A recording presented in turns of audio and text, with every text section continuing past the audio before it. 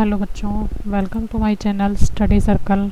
आज मैं आपके लिए क्लास 7th की हिंदी मीडियम की बुक का साइंस का लेसन नंबर 1 लेकर आई हूँ बच्चों, और जिसका नाम है पादपों में पोषण। ठीक है, तो इसके क्वेश्चन आंसर मैं आपको करवाऊँगी बच्चों। तो पहला क्वेश्चन है इसमें, जीवों को खाद्य की आवश्यकता क्यों होती है? तो बच्चों इसका आंसर है, जीवों को खाद्य की आवश्यकता निम्न कारणों से होती है। पहला, काम करने के लिए ऊर्जा की आवश्यकता होती है। दूसरा पॉइंट है शरीर निर्माण के लिए। तीसरा, शरीर की टूट फूट की मरम्मत के लिए। और चौथा, कोशिकाओं को नियमित ऊर्जा प्रदान करने के लिए।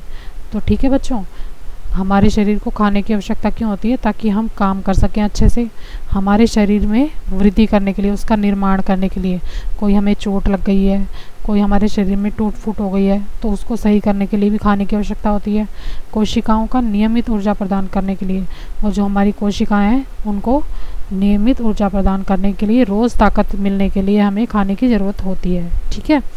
प्रश्न नंबर 2 है, परजीवी एवं मृत जीवी में अंतर स्पष्ट कीजिए। तो इसका आंसर है बच्चों, परजीवी का लिखेंगे पहले। पहला पॉइंट है, यह अपना भोजन अन्य जीवों से प्राप्त करते हैं। दूसरा है, परजीवी सामान्यतः परपोषी के शरीर के ऊपर या भीतर रहते हैं। और मृत जीवी का पहला नंबर है बच्चों, अपना पोषण जीवों के मृत और सड़े गले जैविक पदार्थों से प्राप्त करते हैं। दूसरा है इसका पॉइंट, मृत जीवी मृत और सड़े गले पदार्थों के ऊपर रहते हैं। अब बच्चों इसको समझा भी देती हूँ मैं आपको। परजीवी जो होते हैं वो किसी के ऊपर डिपेंड करते हैं, यानी कि उसका खाना किसी के, मतलब वो अपने आप नहीं बनाते परजीवी खाना, वो किसी के ऊपर निर्भर होते हैं। जैसे हमारे पेट में कीड़े हो जाते हैं बच्चों, कीड़े हो जाते हैं ना पेट में, तो क्या होता है, परजीवी सामान्यतः परपोषी के शरीर के ऊपर या भीतर रहते हैं। हमारे पेट में कीड़े हो जाते हैं, तो हमारे पेट में जब कीड़े हो जाते हैं तो हमारा खाना वो खा लेते हैं, उससे उन्हें ताकत मिलती है और वो अंदर ही अंदर बढ़ते रहते हैं।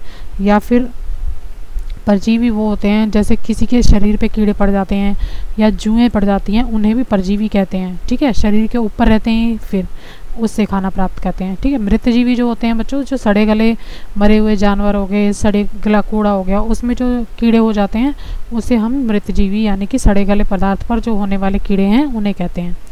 प्रश्न नंबर 3 है, आप पत्ती के मंड या स्टार्च की उपस्थिति का परीक्षण कैसे करोगे? तो इसका आंसर है, हम पत्ती पर आयोडीन विलयन की कुछ बूंदें डालेंगे, जिससे क्या होगा, इसका रंग नीला काला हो जाएगा। यह नीला काला रंग पत्ती में मंड की उपस्थिति को दर्शाता है।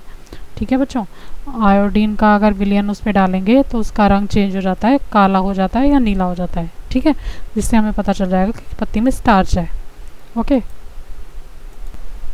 प्रश्न नंबर 4 है, हरे पादपों में खाद्य संश्लेषण प्रक्रिया का संक्षिप्त वर्णन या विवरण दीजिए।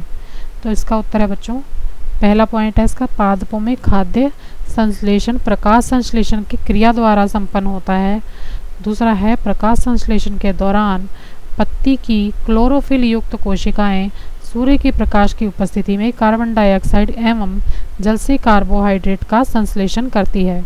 इसका मतलब ये है बच्चों, जो पत्तियां होती हैं वो क्या करती हैं, सूर्य की रोशनी में ही अपना प्रकाश संश्लेषण का जो खाने बनाने की प्रक्रिया होती है वो करती हैं। ठीक है, वो जल से क्या करती हैं, कार्बोहाइड्रेट निकाल लेती हैं, संश्लेषण कर लेती हैं उसका। ठीक है, ताकि पौधों को वृद्धि मिले, पौधों में ऊर्जा आए।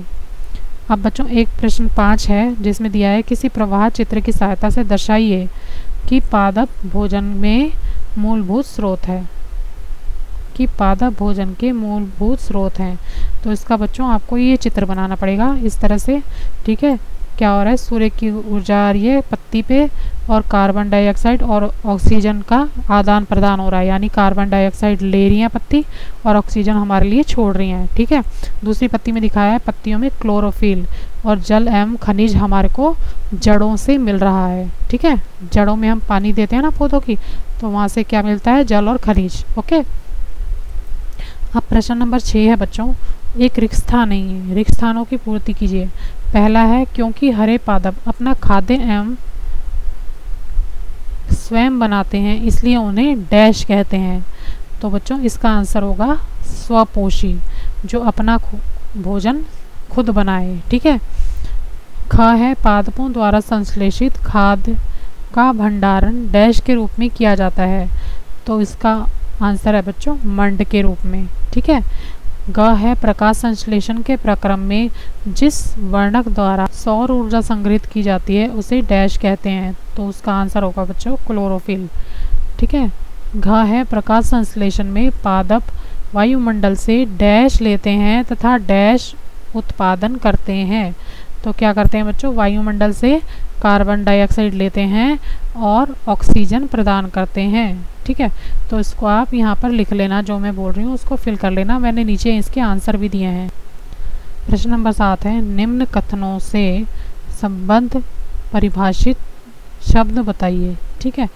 तो पहला ऑप्शन है इसका पित्त दुर्लभ तने वाले परजीवी पादप, तो इसका नाम क्या होगा बच्चों, इसका आंसर होगा अमरबेल। ख है एक पादप जिसमें स्वपोषण एवं विषम पोषी दोनों की प्रणाली पाई जाती हैं, तो वो होता है बच्चों घटपर्णी। ओके। ग वाला है वे रंध्र जिनके द्वारा पत्तियों में गैसों का आदान प्रदान होता है उसे कहते हैं पर्णरंध्र। ठीक है। तो इसके आंसर नीचे लिखे हैं। ठीक है बच्चों, इन क्वेश्चन के आंसर जो हैं सारे मैंने आपको नीचे लिख के दिए हैं। प्रश्न नंबर 8 है सही उत्तर पर टिक का निशान या चिन्ह लगाइए। ठीक है। पहला है का अमरबेल उदाहरण है किसी, ऑप्शन 1 है स्वपोषी का, 2 है परपोषी का, तीसरा है मृतजीवी का, चौथा है परपोषी का, तो इसका आंसर क्या है बच्चों, परजीवी का। ठीक है।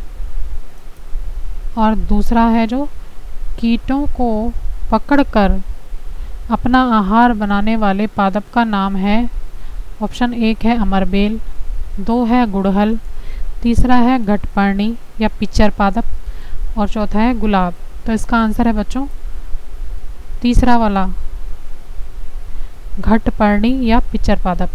ठीक है। अगला प्रश्न है प्रश्न नंबर 9, इसमें बच्चों आपको मैचिंग करनी है, तो कॉलम ए में दिए गए शब्दों का मिलान कॉलम बी से कीजिए। कॉलम ए में क्या लिखा है, क्लोरोफिल। ठीक है। तो क्लोरोफिल का आंसर क्या होगा बच्चों, पत्ती, पत्तियों में क्लोरोफिल होता है। ख वाला है नाइट्रोजन। ठीक है। तो इसका आंसर होगा बच्चों पहला वाला जीवाणु। ग है अमरबेल, तो इसका आंसर है बच्चों 5th वाला परजीवी। ठीक है। जंतु है घ वाला, तो इसका आंसर है बच्चों 2nd वाला परपोषी। और ड वाला है कीट भक्षी, तो इसका आंसर है बच्चों 3rd वाला घटपर्णी। ठीक है। तो आंसर मैंने नीचे दिए हुए हैं इसके सबके। अगला है प्रश्न नंबर 10, कथनों में से सत्य और असत्य कथन का चयन कीजिए। ठीक है। तो पहला है बच्चों प्रकाश संश्लेषण में कार्बन डाइऑक्साइड मुक्त होती है, तो ये असत्य है। ख है ऐसे पादप जो अपना भोजन स्वयं संश्लेषित करते हैं मृत जीवी कहलाते हैं, तो इसका आंसर है असत्य। ग वाला है प्रकाश संश्लेषण का उत्पाद प्रोटीन नहीं है, तो ये बच्चों सत्य है। घ वाला है प्रकाश संश्लेषण में सौर ऊर्जा की रासायनिक ऊर्जा में स्थानांतरण हो जाता है, तो ये सत्य है। ठीक है। तो इसके आंसर भी मैंने नीचे लिख के दिए हैं। ओके बच्चों। तो अगला देख लेते हैं 11वां प्रश्न। 11वें प्रश्न में दिया है पादप के किस भाग द्वारा प्रकाश संश्लेषण हेतु वायु से कार्बन डाइऑक्साइड ली जाती है, तो ऑप्शन ए है, ऑप्शन का है मूल रोम, ख है रंध्र, ग है पर्णशिखाएं, ग है पर्णशिराएं और घ है बहरादल। ठीक है। तो आंसर है बच्चों, तो इसका आंसर है बच्चों ख रंध्र। इसी तरह से प्रश्न नंबर 12 है वायुमंडल से मुख्यतः जिस भाग द्वारा पादप कार्बन डाइऑक्साइड प्राप्त करते हैं वह है, ऑप्शन क है जड़, ख है तना, ये जड़ है बच्चों, ऑप्शन क है जड़, ख है तना, ग है पुष्प और घ है पत्तियाँ, तो इसका आंसर है घ पत्तियाँ। तो ये थे बच्चों आपके लेसन 1 के क्वेश्चन आंसर। अगर आपको मेरा वीडियो अच्छा लगे तो प्लीज़ मेरे चैनल को लाइक करना, सब्सक्राइब करना। Thank you very much.